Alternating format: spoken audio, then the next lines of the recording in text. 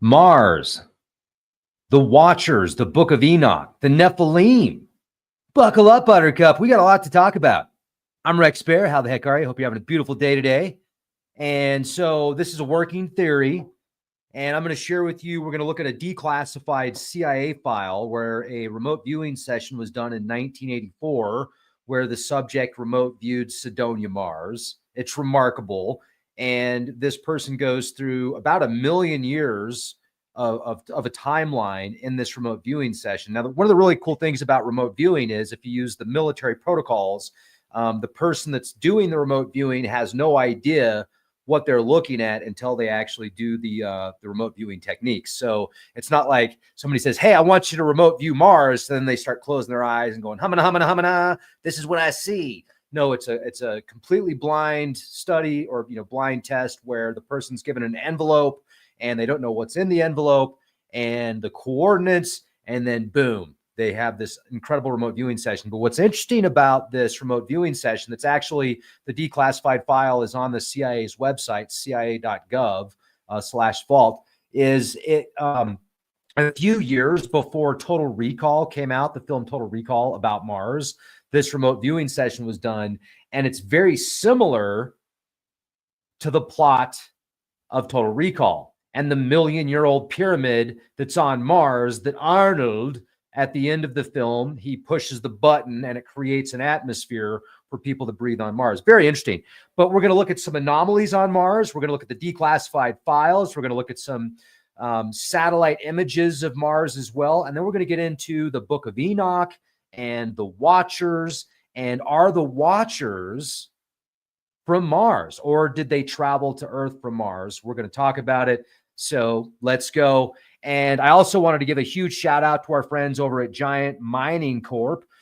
Thank you for sponsoring today's video. You can get their latest presentation on their website, www.giantminingcorp.com. Their stock ticker, OTC, is BFGFF in the US and BFG in Canada. So I'm a big fan of precious metals and industrial metals. I'm always looking for new income streams.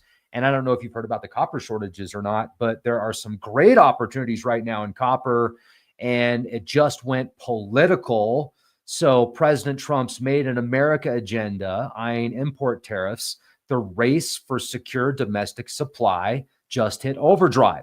Copper is charging back towards last year's record, hovering around $4.85 a pound as global stockpiles scrape 15-year lows. And that's where Giant Mining Corp comes in. Once again, their ticker in the US is BFGFF and BFG in Canada, A. And they have a 9,800-acre Majuba Hill project that sits in mining-friendly Nevada, right besides highway, rail, power, gas, and fiber. Recent drilling delivered a 170-foot copper zone averaging 0.4%, capped by a 10-foot streak running 4.4% copper. The kind of punch majors pay billions for. Now, engineering firm Respect is already fast-tracking the first NI 43-101 resource, so Majuba could leap from drill rig to development while rivals get tangled in new red tape. In a super cycle where projects that move fast win, Giant Mining checks every box. Discover more at giantminingcorp.com. So once again, giantminingcorp.com, on the OTC at BFGFF in the US and BFG in Canada. Now, obviously, there's never any guarantees, so read the disclaimer, but there are some great opportunities right now, and take advantage of this opportunity. Okay, let's get into it, shall we? I have screens to share with you. Let's start with the first screen, actually. Let's go to the Watchers, the Book of the Watchers, which is actually estimated to be about 2,500 years old, this book, so it's pretty old. Well, depending on who you ask. Here we go. Check this out. The Book of the Watchers, Enoch 1 through 36. It's the first part of the Book of Enoch, which is a significant non-canonical Jewish apocalyptic text. They refer, I am not going to refer to them as the fallen angels, but some people refer to them as such, and I would strongly recommend against that. But the Watchers in this specific section of the Book of Enoch recounts the story of a group of angels which can also be referred to as messengers. Angel is oftentimes referred to as messenger, but these angels are known as the watchers. They descend to earth. They're attracted by the beauty of human women, which can you blame them? And they decide to marry beautiful human women to find the established cosmic order. Now, they made an agreement when they did that because they knew that once they did that, they were basically going to be excommunicated from their, I mean, I'm trying to think of the right term here, but the order that they were a part of, they were excommunicated from. Whether you want to look at it religiously or scientifically or metaphorically, it's very interesting. And when they end up falling in love with earth women, they end up having families, and some of their offspring are called the Nephilim. And these Nephilim are considered giants. Now, if you read the book of Enoch, I think it's very symbolic because it describes the size of some of these giants or these Nephilim. And they're so large in stature that it would actually correlate to almost a mile, or actually a mile in height if you take the measurements. And clearly there were not Nephilim that were a mile in height. I'm just saying, there's some type of symbolic information there. But it does appear that the watchers not only engage in unions with humans, but also they share forbidden knowledge, like which is talked about in the book of Enoch. So they give certain arts and technologies and makeup and, like weapons and fire and all sorts of new opportunities for the human race. And some people think that it's bad. Like, look, like some people refer to these watchers as, well, there's a lot of different terms, but anyway, we'll get into that in a minute. Now, what's interesting is if you do some more research, what's going to happen, the book of Enoch or the book of the Watchers has 36 chapters. Notice that number 36. 36 is a very powerful numerological number. In ancient Sumerian, you've got the 3,600 years, which equals a sar. One sar equals 3,600 years. So we've got the number 36 again. There was a time when the Earth years were looked at as 360 days in a year. Now it's 365. So 36, 360, 3,600, very powerful numbers. But in the book of Watchers, there's 36 chapters, and they talk about the Nephilim, the Watchers, and how they descended to heaven, or how they descended from heaven. My working theory is that the Watchers actually came from Mars, and I'm going to tell you why. This is directly from the CIA's website, and you can see the date on it. It's 1984. And, well, thank you very much. I appreciate that. So this was approved for release via CIA, and they did a remote viewing session May 22nd, 1984, Mars exploration. So if you go through and you read this, you'll see the coordinates that are given right here. And if you cross-reference these coordinates, this is what's really cool, is they remote viewed Cydonia.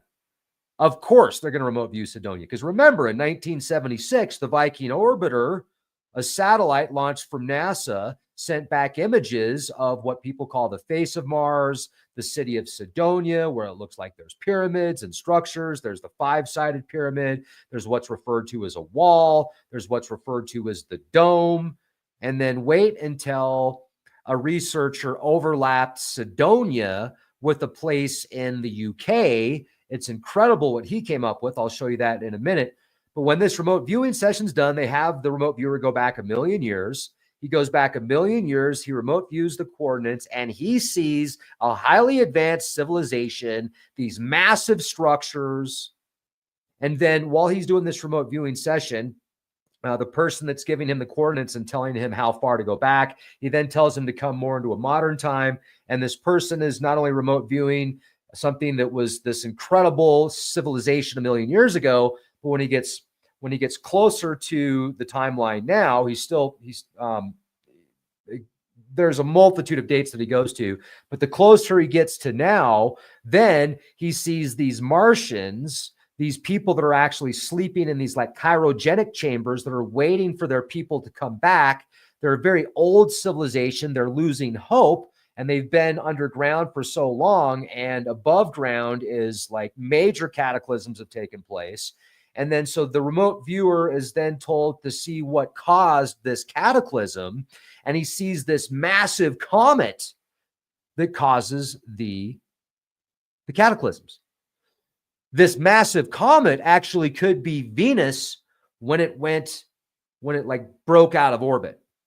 There's a very strong possibility it's Venus. And then we're going to look at some of the plasma filaments, and we're going to look at the potential that Venus arced such a large plasma lightning strike, which would be referred to as the thunderbolt of the gods in ancient cosmology and mythology, that it created the Valley Marineris on Mars, which is much larger than the Grand Canyon. And Mars is about a third the size of the Earth. So you've got this canyon that's 5 to 10 times the size of the Grand Canyon on a planet that is a third the size of Earth. It's very remarkable. But this is definitely a solid read because it describes the people that this remote viewer sees. They're very large and tall and skinny. They have like this metallic clothing. They're very advanced. They're very refined. And I think, in my working theory here, these watchers and these people are one and of the same. A group of people came to Earth during a cataclysmic event. They fell in love with Earth women, and they knew that by doing that, they were breaking protocol. Now, also remember, this book of Enoch that was written via the viewpoint of somebody several thousand years ago, or at least a couple of thousand years ago, that was, the mindset of somebody that grew up in the Middle East 2,000 years ago is going to be far different than what it is today. And the stories themselves could be much older stories that have been rewritten and retranslated throughout thousands of years potentially. So, but this is the actual exploration where they went to Mars, what they saw. It was incredible. I've done podcasts on this before, so I would strongly recommend going back and watching that podcast. The viewer was a highly trained remote viewer, and they used the military grade protocols. So that is where you go into a remote viewing session, not knowing what you're remote viewing. So you have a completely open canvas and you're not using your imagination per se as you're doing that remote viewing. It'd be completely different than from somebody coming up to you and be like, dude, I want you to remote view Cydonia Mars. Can you do that for me? Okay, what do you see? Completely different. So anyway, this is from the CIA. I'll leave the link in the video description box. This is also another piece of evidence or data that I wanted to share with you with this working theory of Cydonia and the watchers actually being from Cydonia or from Mars. So the phrase Cairo in Egypt, if you go to Cairo or if you've heard of Cairo, the camp of Mars or the place of Mars is the literal translation of the Arabic name for Cairo, which is Al-Qaira, camp of Mars. So that's very interesting. Now, modern archaeologists, or I should say modern historians, will tell you that the name is linked to the planet Mars because the city's founding was associated with the planet's rising in the sky. The name also carries connotations of victory and strength, with Al-Qaira sometimes interpreted as the vanquisher or the victorious. So that's the more modern theory on that. This is a really cool article from Harvard. Somebody wrote this from Harvard, and via Van Flandern T. The Cydonia region on Mars contains 6 landforms in close proximity that do not appear completely natural in one way or another. One of these is the so-called face of Mars. 8 tests of artificiality have been proposed, yielding mixed results. The principal test results favoring a natural origin are the apparently random location and random orientation of the planet, because no apparent purpose is served by a face monument looking upward towards space if it is not oriented right side up and in an attention-getting location on the planet. But it has previously been established that the Martian poles had a different location with respect to the surface of the planet in the past. That's Schultz 1985 information, and apparently jumped from that location to the present one in relatively little geological time. We here draw attention to the fact that the Cydonia area is right on the old Martian equator, and the face is oriented perpendicular to that old equator to within the measurement uncertainties. This is only about a 1% probability of occurring by chance, according to the article, taken in conjunction within the finding of bilateral symmetry in the face, the anomalous nature of nearby objects on Mars, and positive results from all other tests of artificiality to date. the weight of existing evidence appears to have shifted in favor of an artificial origin of the Cydonia complex. With luck, the Mars Global Surveyor spacecraft's high-resolution camera, capable of 30 times more resolution than the Viking photos, will soon confirm or refute this conclusion that the Cydonia complex is apparently artificial. This was written previous. So this was published in 97, and then they had the high rise go out, I think, in 99 or 2001. And then they had the new computer-generated images that they shared with people that they tried to make it look like it was pareidolia. But the more we dive into even the modern imagery, or the more modern imagery, it does appear that this is artificial. And we'll look at it. We'll come up with your own conclusions here. So I'm going to show you some more anomalies out there as well, which are very incredible. Most people don't know about. This one right here is another one of my favorites. This is called the Inca City. Now, it doesn't mean it's an Inca city, but that's what they referred to it as. This is an anomaly on Mars that appears to have straight lines and possibility of an ancient civilization. NASA comes out and they have a different interpretation of this and a different story, which is fine. But I think that's a very interesting one. So this is the Mariner 9 image of the Inca City. During the Mariner 9 mission, scientists found an unusual rectangular structure associated with the South Polar pitted terrain, which they dubbed the Inca City. Located near the -80 degrees latitude and 64 degrees longitude, it is likely the result of wind deflation of deposits from underlying rough terrain. The cells in the image are about 4 to 5 kilometers in width. So it's pretty massive. Pretty massive. All right. Let's go take a look at some of these images of Cydonia. So this is one of the original images. This is directly from NASA. This is from the 1976 Viking orbiter that was launched into space.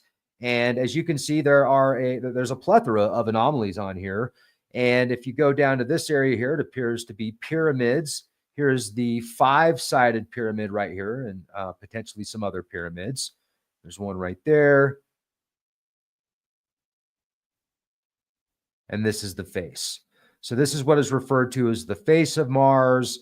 People came out and said it was pareidolia. It was the shadows that made it look like a face. And if it was just that face and no other anomalies like the 5-sided pyramid, there would be less evidence, in my opinion, to back up that this is an ancient city. And another question is, why was the CIA so interested in this specific location after the satellite images came back that they were doing remote viewing with highly trained remote viewers? Very interesting.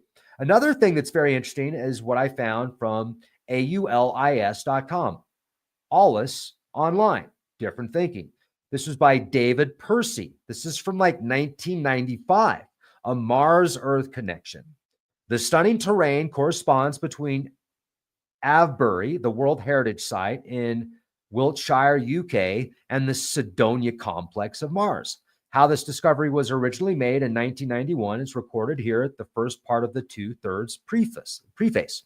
Nanu nanu, the surface features. So, an increasing number of people became aware of the face of Mars. NASA launched the Viking space probe in 1975. During the flyby in July of 76, the Viking orbiter began sending back detailed pictures of the planet's surface. So here's the face of Mars. Now, to me, that looks almost like a pharaoh. That looks very similar to what you would see if you were to look at some of the pharaohs of Mars. I'm sorry, the pharaohs of Egypt, the ancient pharaohs of Egypt. It looks very similar to me. So we've got Cairo, which in its native tongue, Al-Qaira means camp of Mars. And then we go over to Cydonia and look at this, what appears to be a face of Mars next to pyramids, kind of like Egypt, very similar. Wait till I show you this other anomaly. We scroll down a little bit further. Here's another image from the 1976 flyby of the Viking. You can see the face right there. Then there's this wall next to the crater. You've got the 5-sided pyramid. You have what looks like a spiral mound. Very interesting, this spiral mound. And then the city, which would be to the right of the face of Mars. Incredible. We have a multitude of anomalies in this specific area on Mars. This is the crater and the wall, as you can see right here. It's a close-up of the Cydonia crater and the wall. The latter some 2 miles long and remarkably straight. This wall right here. So that thing's 2 miles in length. The wall clearly sits on top of the ejecta blanket. In other words, the existence of the wall must post-date the laying down of the blanket. On the crater rim, there is what appears to be a 3-sided or tetrahedral pyramid. South of the crater is a mound, which has an apparent anti-clockwise spiral ascending it with a pyramidal structure on its peak. The spiral mound is 1 mile in diameter and is approximately 500 feet high. Wow. Due west of the mound is a cluster of what seems to be mainly pyramidal structures, one of which has obviously been damaged. The group is referred to as the city. This is the 5-sided D&M pyramid. Now, located to the southeast of the city is a large 5-sided pyramid known as the D&M pyramid. As Errol Torin, a geomorphologist at the American Defense Mapping Agency, has stressed, an object with 5 straight sides cannot be formed, or at any rate cannot be maintained by the action of wind and weather alone. For the force that is sharpening one face will at the same time be causing any existing opposite straight sides or edges to erode. That makes sense. This is the Avebury Circle, part of the Avebury complex, north of Stonehenge in England. So back in 91, it occurred to me that Avebury Circle, with its earthen rampart and ditch, is a depiction of the Cydonia crater on Mars, suggesting that Silbury Hill, along with other features in the area, might be an analog model or mirror representation of the key figures of Cydonia. Wow. So here it is. Silbury Hill.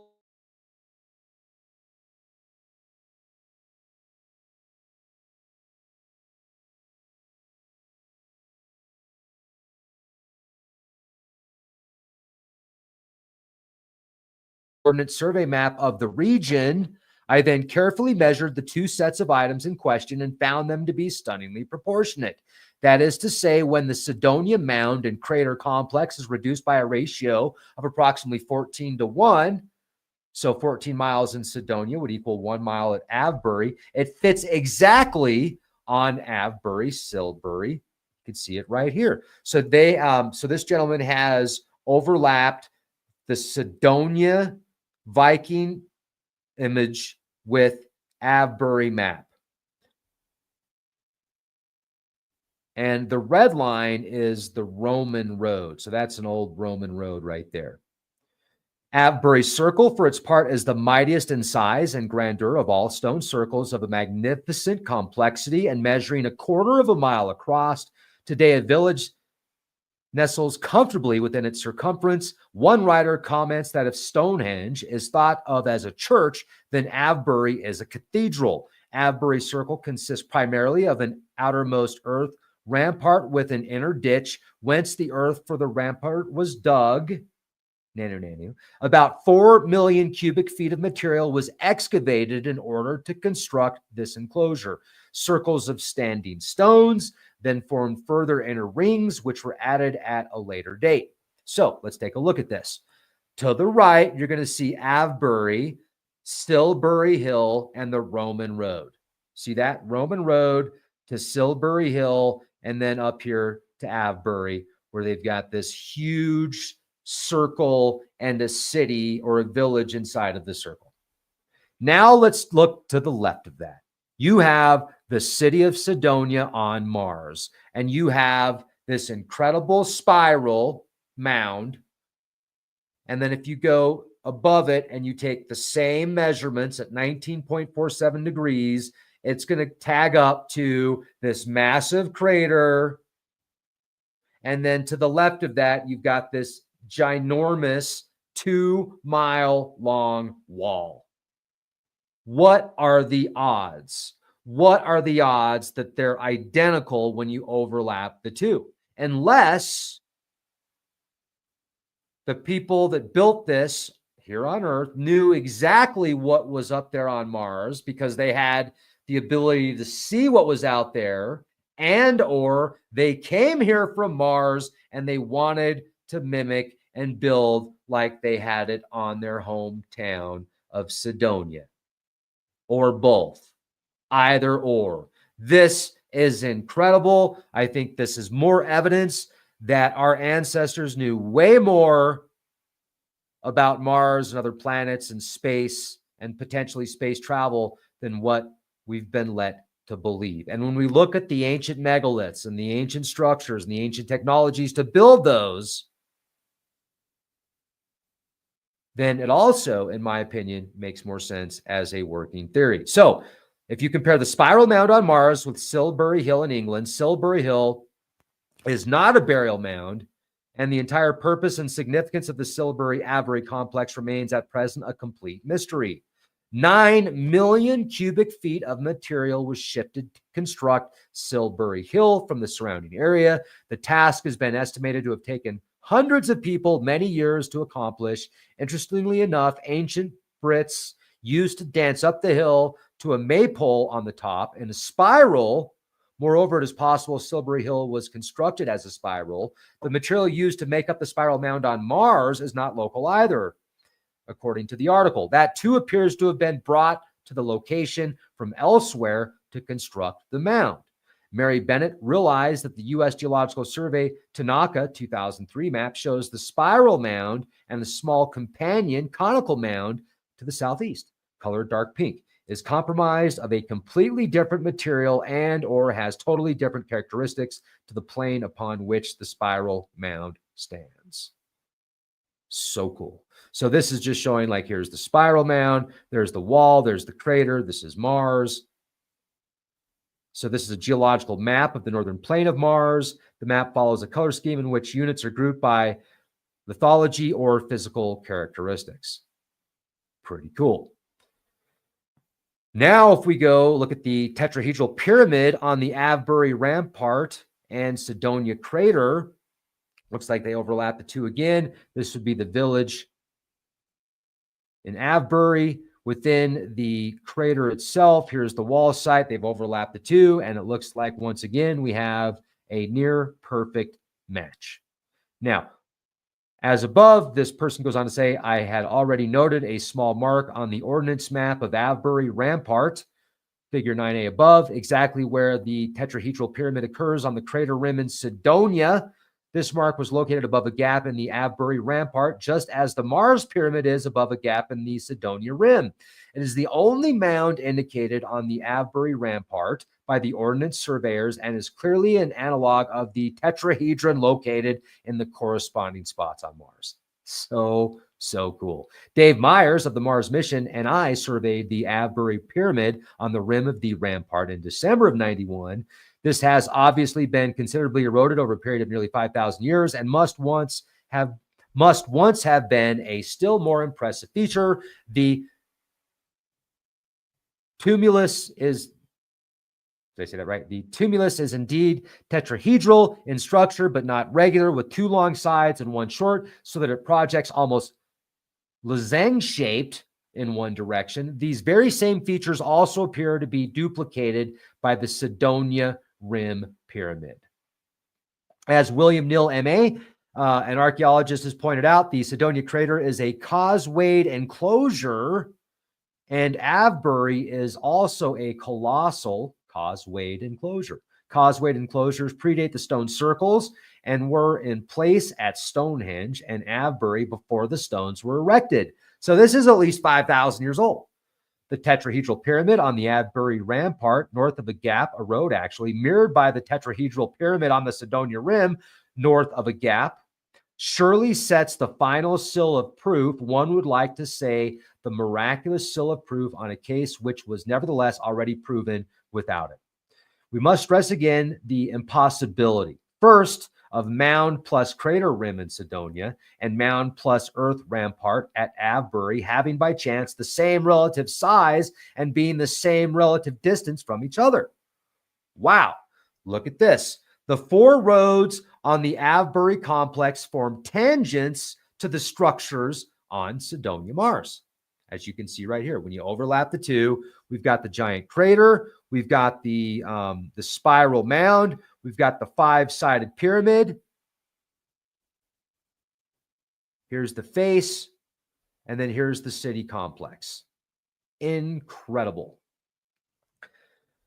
Interesting to note, in figure 10, 4 roads in the Avebury complex all form tangents with the most significant features of the Cydonia complex, as well as the Avebury landscape. The road's tangent pass on the side of the south of the spiral mound, Silbury Hill, to the southern rim of the Cydonia crater, Avebury Circle, the southeast corner of the 5-sided pyramid, and to the northeast corner of the location of the city.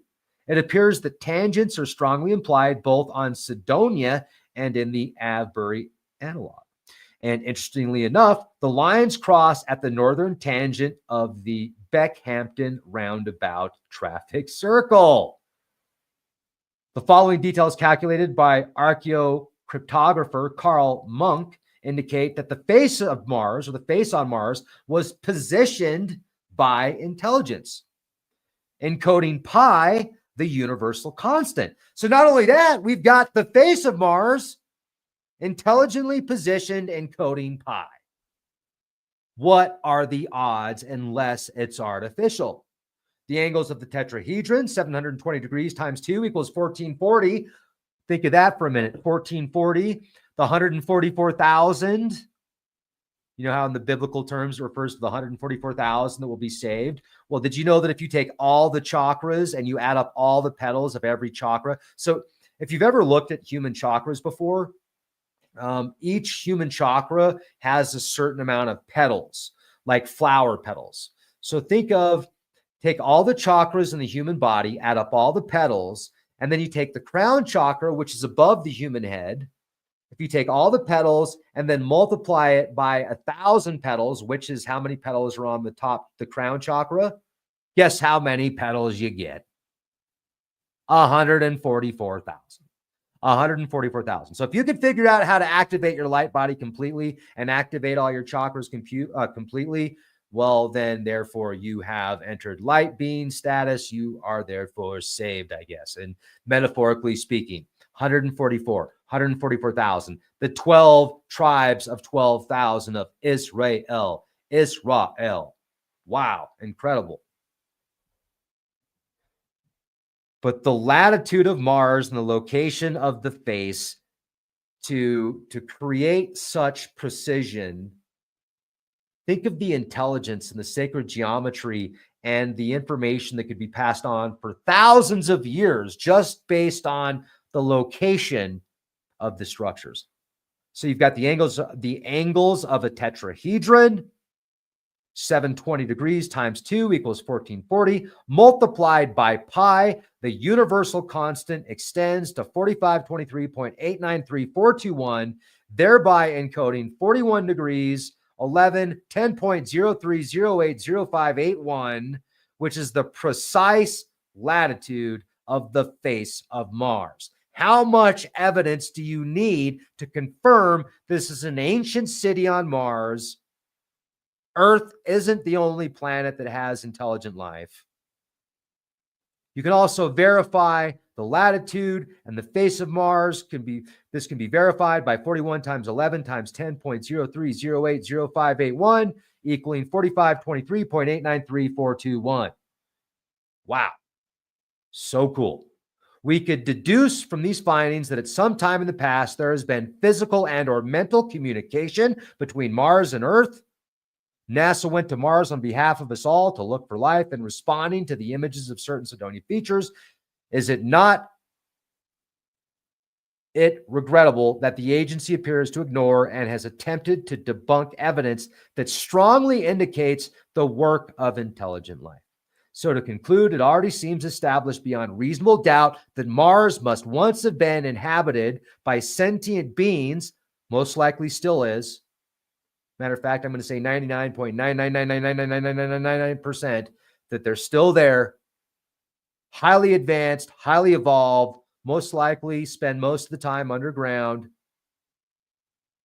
And even more dauntingly, it is also now absolutely clear that people on Earth knew about these circumstances 5,000 years ago and probably earlier than that. The second discovery, of course, reinforces the first. or rather taken together the two sets of data from a totally unshakable case. David S. Perry, AULIS, online, 1995, updated 2019. So, David S. Perry, good work, man. That's pretty cool. What do you think about this, ladies and gentlemen? Pretty awesome, right? Are you not excited? Are you not entertained? I'm entertained, but anyway. Here's some of the raw files, like you can go look through. These are from the Viking orbiter. And then later, there's the high-rise imager that went out there and took some footage of the face and the city. This is the next anomaly that I wanted to share with you, which I find incredible. And this is titled Science of the Geek, Japan Kofun Era Tomb, like structure found on Mars. You can see right here the two different images. To the right is a Kofun era tomb in Japan. Those lasted from approximately 250 AD to 538 AD, according to modern historians. And to the left of that is an image of what is referred to as the Mars tomb, or the exclamation point. Like if you were to look at the two there. Now, if we go, let's take a look at this. Kofun. Kofun, ancient burial mounds, megalithic tombs in Northeast Asia. Kofun were mainly constructed in the Japanese archipelago between the middle of the 3rd century to the early 7th century AD. So we're going back 1,500 years ago. This is the image from high rise. It's called the keyhole-shaped feature. And you can actually go, well, we'll go in a minute. We'll look at it. Here's the image directly from high rise right here. Here's the NASA, JPL, University of Arizona, high rise. This is the image. This is the image number, ESP 020794-1860-RED. Look at that. Look at that. Does that look like a natural anomaly to you? Wind erosion and, Martian weather. Yeah. No, I don't think so. It's another solid piece of evidence that suggests highly advanced civilization on Mars that could be very, very ancient. That is incredible. Now, when you hear of a Lichtenberg figure, the reason I'm showing you a Lichtenberg figure is notice how it almost looks like a tree. This is from electrical arcing. So a lot of people create artwork with these Lichtenberg figures where they do electrical arcing into wood, sometimes into clear acrylic, and it's a fascinating type of art. Very similar to like lightning. Here's another Lichtenberg figure captured in a acrylic block. Here's a Lichtenberg branching figure in leopard wood. Doesn't that look kind of like the Canyonlands almost? Looks very similar to the Canyonlands, right? Well, what's interesting is if we look at the possibility of Valley Marineris, which is a vast canyon system on Mars. It's the Grand Canyon of Mars. It's huge, 2,500 miles long across the Martian equator, making it one of the largest canyon systems in the solar system. It's located just south of the Martian equator, east of the Tharsis region. It can get up to it's up to 4,000 kilometers long and up to 200 kilometers wide. So that would be what, 122 miles wide approximately, and 2,600 miles long. It's huge. And it also has depths up to 8 kilometers. So that's quite a bit larger than the Grand Canyon. Now, according to most researchers, they believe it originated from tectonic activity, specifically as a large crack or rift in the Martian crust caused by the cooling and thickening of the crust in the Tharsis region and subsequent widening through erosion. Well, I don't agree with that. It could be, but you know what? If you actually look at it, does that look like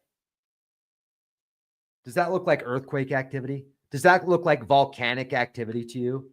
Or does that look like what we were just looking at? Lichtenberg effect, which is caused by plasma, which is caused by lightning. It's caused by electricity. So now imagine a planetary body, possibly Venus, getting so close to Mars that you now have this electrical arc, this thunderbolt of the gods, this massive plasma filament or plasma filaments that are arcing Venus to Mars and etching it out like an electronic piece of art in Lichtenberg.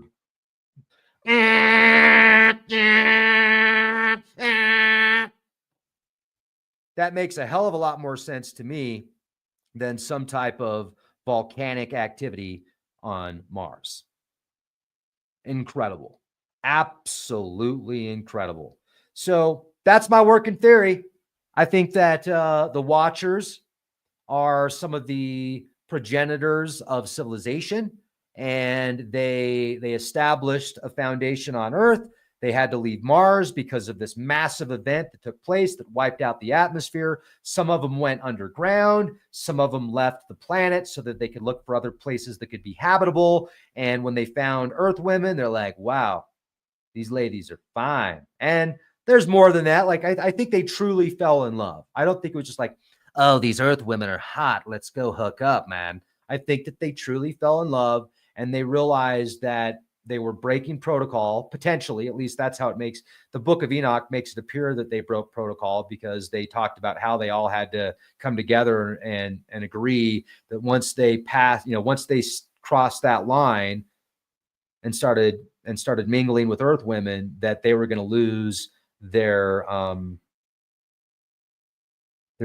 membership. Basically, they were going to lose their ability to work with the civilization they were with before.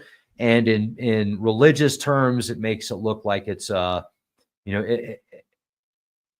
it's a spiritual thing.